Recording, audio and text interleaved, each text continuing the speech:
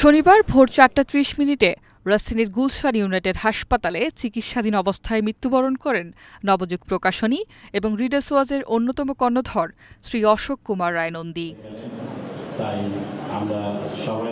তার মৃত্যুর খবরে রাজনৈতিক, ব্যবসায়িক এবং সাংস্কৃতিক অঙ্গনে শোকের ছায়া নেমে এসেছে।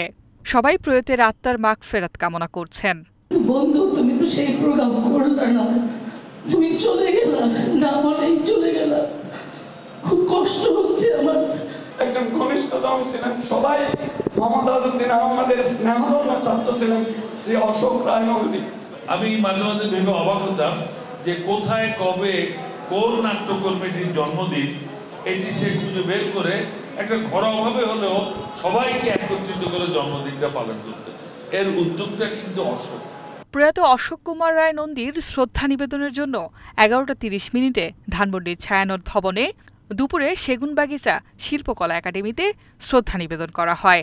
এ সময় অশোক রায় নন্দীর বিভিন্ন স্মৃতিচারণ করেন বিশিষ্টজনরা। বেশ কিছু পরিকল্পনা তার ছিল আমার সঙ্গে, সেসব পরিকল্পনা তিনি করেছিলেন, এগুলো হয়তো আর বাস্তবায়িত হবে না।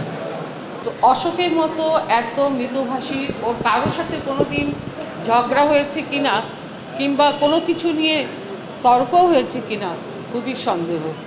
শিল্পের একটা মহা উপকার করার জন্য তার ভিতরে যে তাগিদটা ছিল সেটা কিন্তু অনুকরণীয়।